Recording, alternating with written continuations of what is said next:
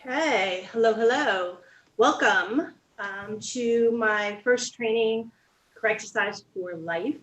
This is going to be lesson 1 of 14. So this is going to be about fitness. And I wanted to invite you to go ahead and, first of all, put in the chat box if you can hear me, which would be great. I am recording and we are live on YouTube. So I'm going to try to access my YouTube channel as well so I can see comments there as well. So if you don't mind going ahead and putting in the chat box if you can hear me or not. And also just letting me know what fitness means to you, because that is going to be the topic of today's little mini training for Correcticise for Life. So again, if you can put in the chat box, I'll go ahead and write the question. Can you hear me? Yep, awesome. I already got that. And somebody can hear me, so I am being heard. And then what does fitness mean to you? And feel free to go ahead and comment. If you don't want to comment, I understand, that's okay. But I'm curious to know what that means to you. So I clearly forgot to put my phone on vibrate. Anyway, so today I'm going to go ahead and speak about fitness and also kind of introduce myself for those of you who are not familiar with me or my work. We'll go into a little bit of introduction there. And then my goal for these mini trainings really is to educate, is to open your eyes on some big misconceptions that people have about fitness, about wellness, about health. And I'm learning all the time. I've been in this business now for about almost 30 years, and I'm still learning about health and wellness. And there's just a ton of information out there. And I am blessed with that over the years, I've been able to connect with some really brilliant people and learn myself, educate myself on ways to keep myself well and healthy. And I've done a really good job over the last 50 years. And now I want to share that information with you. So if you have any questions, please put them in the chat box. You can try asking them on YouTube, but I was able to access that YouTube channel before, but maybe I can go back on it as well and take a look if I can't get it from my cell phone.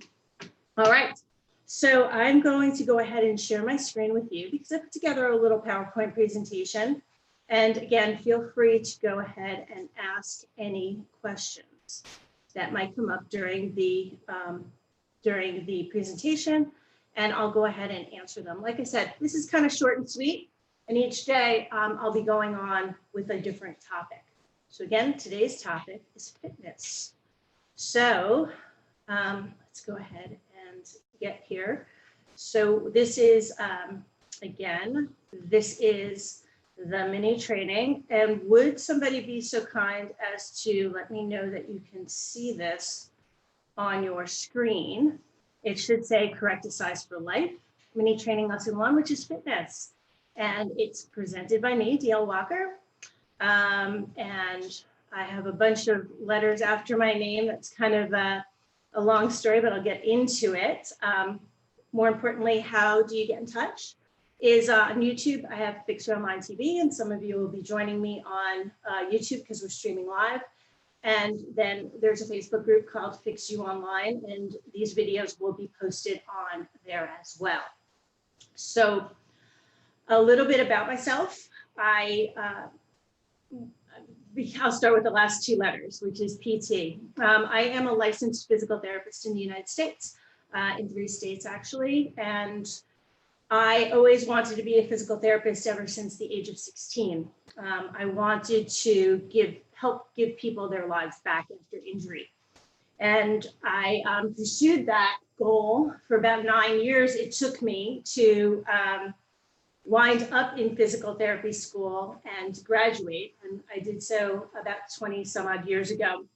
But as life took me on some detours, I wound up achieving and earning a Bachelor of Science in Fitness and Cardiac Rehab and a master's degree in exercise science. So 3 college degrees and then an advanced certification later, I did become a physical therapist. And back in 1998, after earning my physical therapy degree, I was like, well, what's next for me? And I had this vision that I wanted to teach people how to heal themselves online.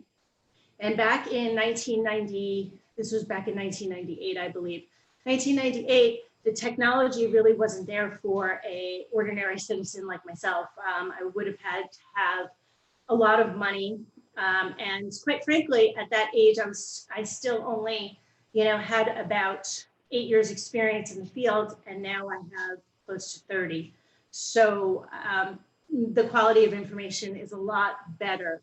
And I believe that everything that I've learned throughout these 30 years is really coming together on fixyouonline.com, which is the website, as well as this new program, this new membership program called Correcticise for Life.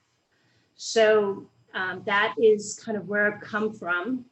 And I've spent the last 5 years kind of proving a concept that individuals without special training could, in fact, resolve their own foot and ankle pain or get out of pain, learn the things that I had taught physical therapists and other professionals for 10 years before bringing it to the public.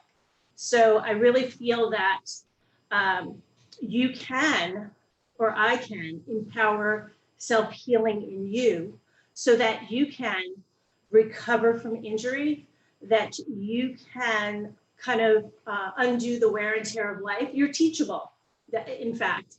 And lastly, and probably most importantly, is to build resilience within your system from future injury as well as disease processes, because we can't control what we're exposed to as far as trauma and as far as disease is concerned. We're learning that very acutely right now.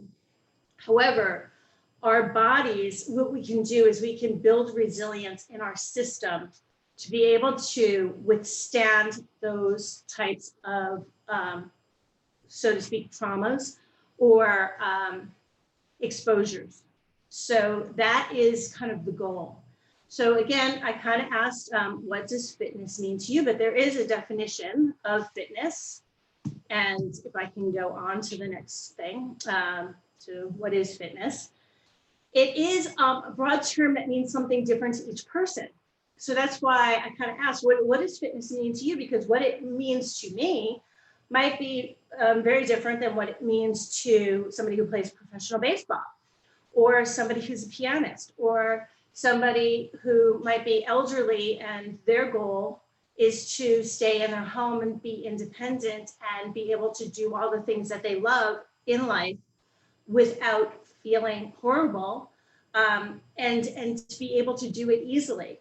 So it not only it refers to optimal health and optimal well-being. Optimal is a perfect word because in the Correcticise for Life program, there are optimal ways to do things in our daily life and optimal ways to incorporate fitness programs into our daily life that will allow for optimal functioning.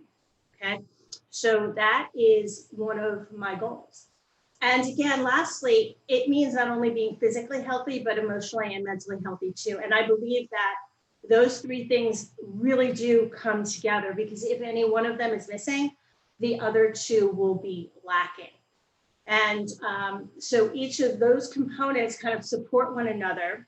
And I also, I tend to be the expert in physical health, but I know people who are the experts in emotional and mental health as well, and can connect to these people and ask them to provide information for this community.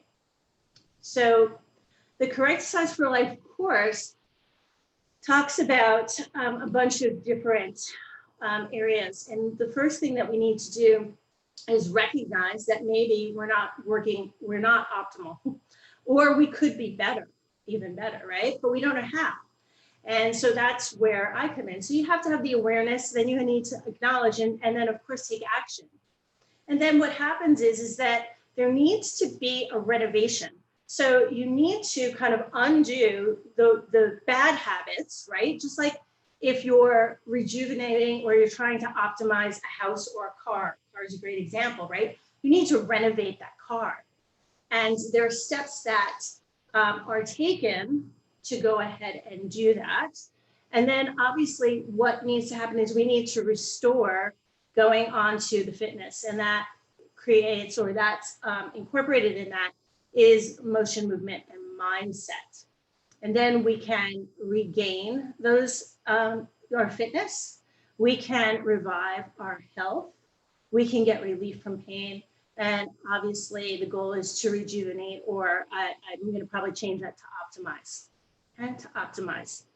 So that is this in a nutshell.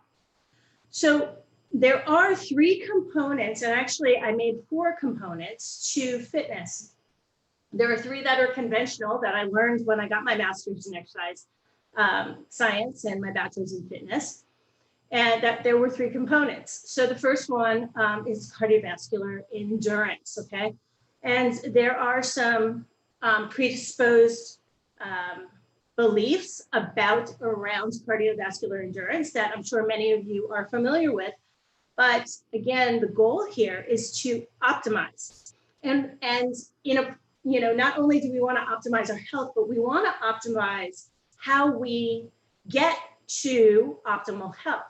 Okay, so we want something that's easy to follow, that is more bang for your buck, so to speak, so that you're not wasting a lot of time doing things that are not going to help you, right? It's better to do fewer things of quality than a lot of quantity, unless your goal is to, exercise a lot for your mental health, or for, to have other goals other than optimizing your fitness. So this program is really about optimizing your fitness. If you want to look good, if you want to, in a bathing suit, if you want to exercise for losing weight, this is probably not the right program for you. But if you want to optimize your wellness in the quickest, most effective way, then this is what you need to follow.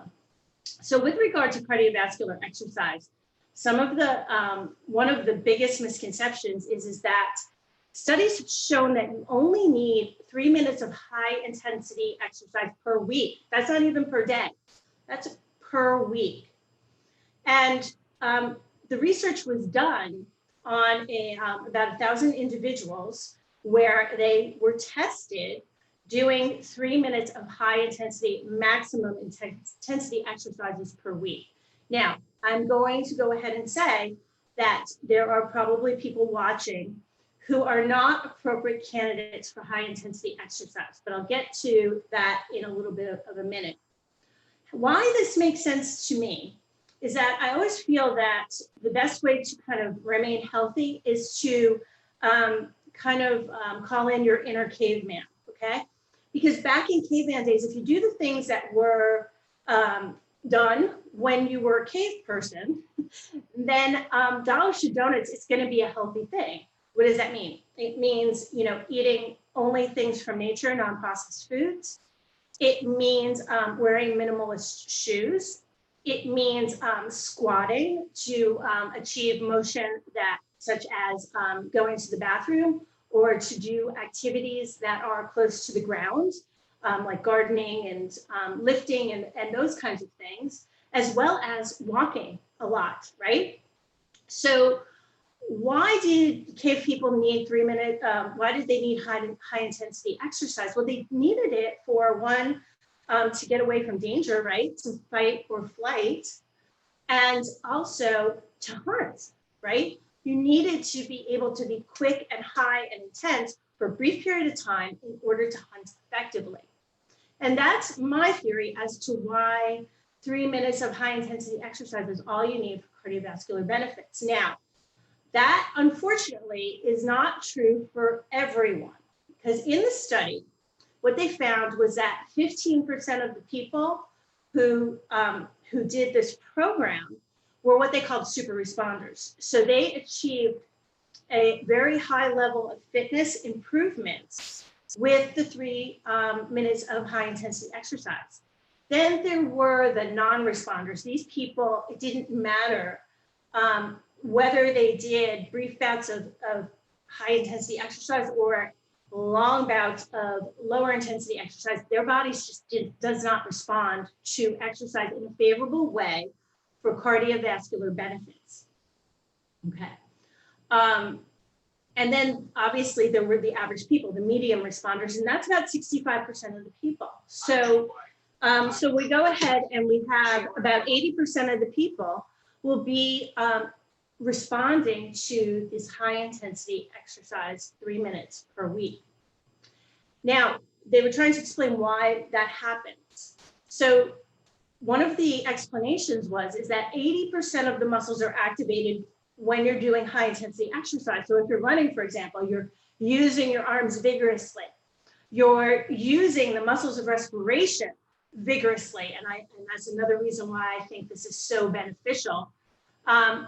Versus 20 to 40% with just normal, everyday kind of medium or low intensity exercise. Now, they also found in everyone, the super responders, the medium responders, and the non-responders, that everyone improved their insulin sensitivity by 24%. So which is awesome when you think about the number of individuals in the United States and in the world with type 2 diabetes, where insulin sensitivity is the problem, okay? So I have a family member who has heart disease, and this would probably not be a great choice for my family member. However, what was interesting is that when you go back to 80% of the muscles being activated, okay, if my family member went ahead and did activities and moved more of their limbs at a safer level heart rate, right? I theoretically believe that they would have some of the better benefits and not have to exercise from a cardiovascular standpoint as long. So again, if you only need 3 minutes of high intensity exercise versus, let's say, individuals who go out jogging 5 days a week for 20 minutes, so that's 100 minutes of exercise. Think about the wear and tear on your body. 3 minutes versus 100 minutes. So the forces acting on the body with regard to exercise are going to be far less with 3 minutes, and you're still getting the benefits. Again, optimizing, more bang for your buck.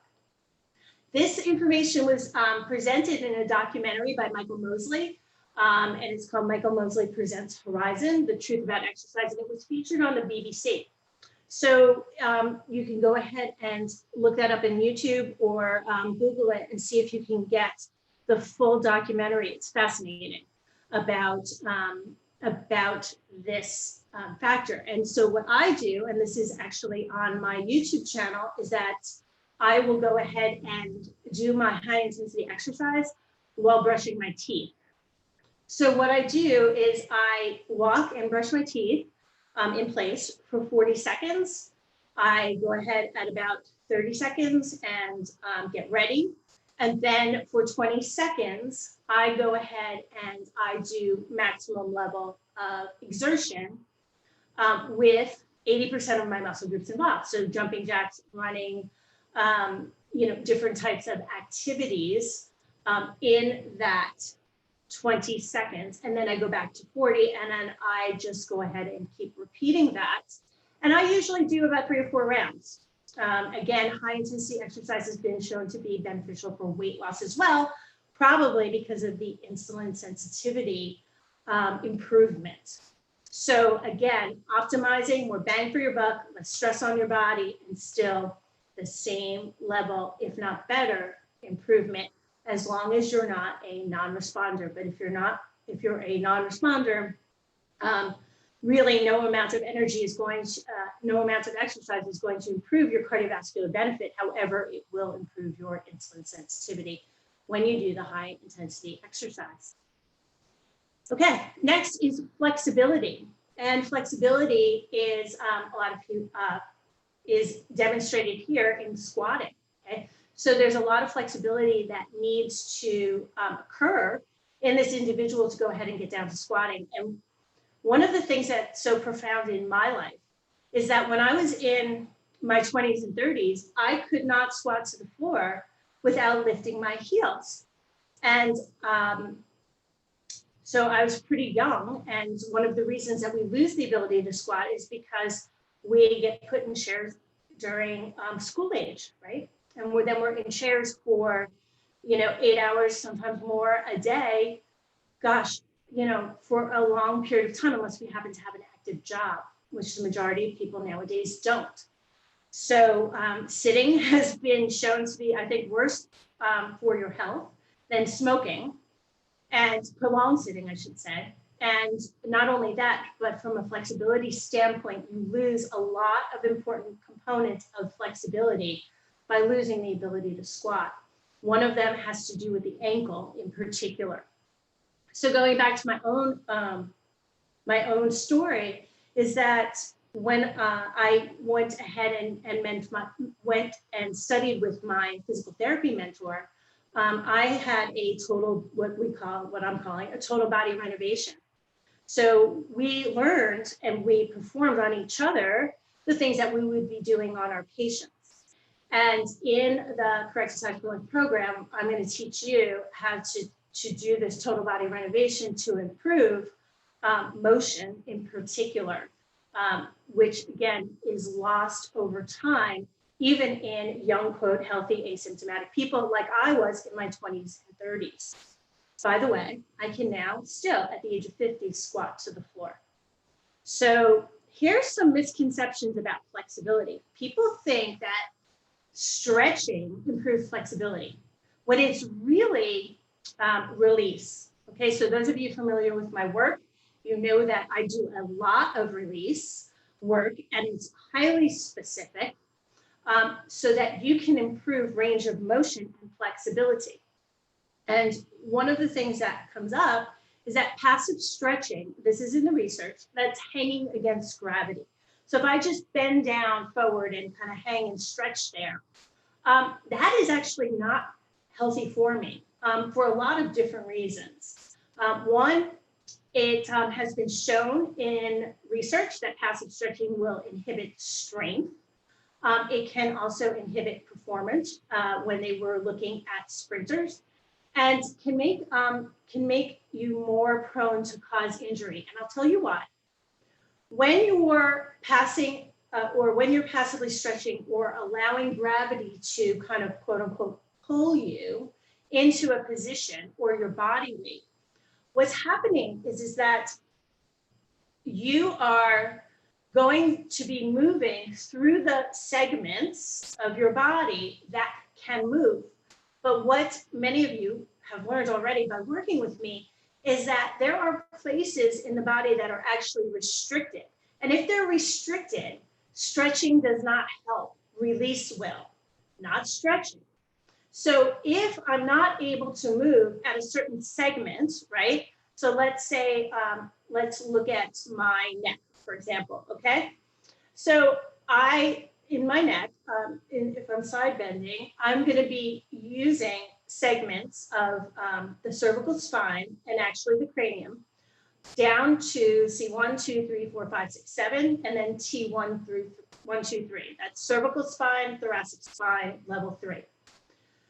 Well, if I can't move at, let's say, C6, C7, which happens in a lot of people, right? What'll happen is that I become excessively mobile in C2 and C3, right? So 4 and 5 don't move. C3 is going to move extra hard, and T1 is probably going to move extra hard. Now, T1 is protected because it attaches to the rib cage, and that also tends to make it more more stable and less flexible, well, what winds up happening? Over time, if I'm moving too much, I'm getting my motion at C4, C3, I'm going to get a herniated disc. So again, that's why passive stretching is not advantageous, particularly or if you have restriction. And that's why release, getting movement in the areas that don't move, is going to be a protective measure for undoing the wear and tear of time, as well as future injury from movement or trauma. So whiplash, there's another example, right? So again, we need to have movement through all of the segments. So I say movement's like a row of dominoes. If you have 10 dominoes and you hit the first, you need to go through all 9 till you get to 10 in order to be safe. And lastly, you need to have stability in order to have mobility. Mobility is flexibility, right? In order to move properly, we need to be stable in our core. And I'm going to get into the core muscles in just a second as we go into strength, which is number 3.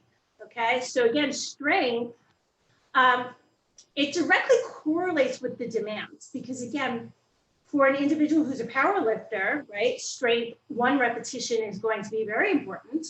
But if I'm just an ordinary person and maybe I need to shovel snow from time to time, then I'm going to train with regard to strength a lot differently than an individual who's a power lifter. But either way, for either one of those people, core muscle activation is going to protect and improve mobility and is often neglected. Now, when I say core muscles, a lot of people think the abdominal core, the stomach. We have core muscles in all of our joints, and their function is to stabilize the joint, to protect it, so that the moving muscles can go ahead and move safely and appropriately. If our core muscles are not working, which oftentimes they are not, then what happens is our moving muscles take over, and then the core muscles, and then we get inflammation or increased instability in the joint, which causes inflammation and then also wear and tear in the joint, causing arthritis. And then for every cubic centimeter of inflammation, because of arthritis or because of trauma, will decrease a muscle's ability to contract by 1%. So for every cubic centimeter of inflammation, a muscle will decrease in its contraction by 1%. The muscles that are closest to the joints are our core muscles. So when we get injured, the core muscles are the ones that are activated. That's why many times when you have a injury and you have swelling, right, the core muscles are part of the factor why you lose range of motion. Like if you sprain an ankle, you can't move your ankle very far. It's not just the fluid that prevents it, but it's the core muscle shutdown that is also causing that problem. And then I added something that was not part of my training, and I would call it sensory fitness. Okay, so we have these senses in our body. Taste, we train that real well, right? Because we eat a lot of different, well, most of us eat a lot of different things. Touch, we use that all the time. Smell and sight. But there is a sense called the vestibular system. The vestibular system is in the inner ear, and what it does is it tells our body, it lets the body know our position of our head, where we are in space. And most people don't think about their vestibular system until it becomes injured with something called vertigo. There's a problem called BPPV, and if you've ever had it, it's very uncomfortable, as well as something called Meniere's disease, where the vestibular system can be shut down, and it is awful. The vestibular system is fascinating because it's the only sense that's not developed until after a child is born. Like many other systems, it does begin to atrophy at middle age. It is a key component of balance and coordination, and I would even say attention. And it is often if not always, neglected as a component of fitness. So what's interesting is that, like I said, it's not developed until after birth. The majority of things to soothe the baby, okay, are things that stimulate the vestibular system, like swings, like rocking. It's a very, it activates the vestibular system and allows the vestibular system to become calm, become activated.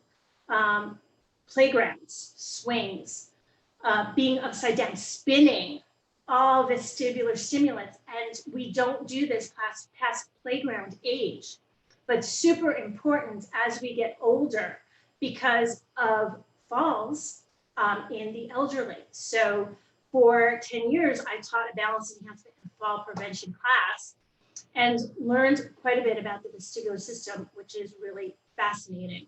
And I have incorporated it into this Correcticise for Life program, and I will probably do one of my mini trainings on the vestibular system because, again, many of you may have heard of it, but you don't have an understanding or an appreciation for how important it is, particularly as we get older, or how to go ahead and train the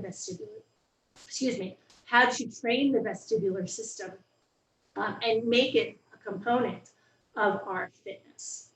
So that is the end of the presentation. If anybody has a question, I will ask you to go ahead and put it in the chat box, and I'll go ahead and try to get onto YouTube. Let's see, and if there are any questions there, hopefully I'm going to go ahead and look to see if there are any comments or questions. And right now I do not see them, but if I have missed them, I will go ahead and get back in there and answer any questions you might have. And I see a smiley face. So thank you for that. And I will look forward to seeing you tomorrow at 5 p.m. for our next training, which I think is going to be a little more about the vestibular system. So until then, if you have any questions, like I said, put them in the chat, put them in the comments. If you like the video, it's on YouTube, please share it.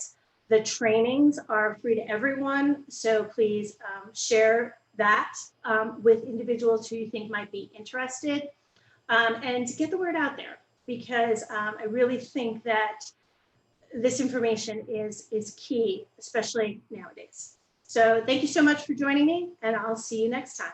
Ciao.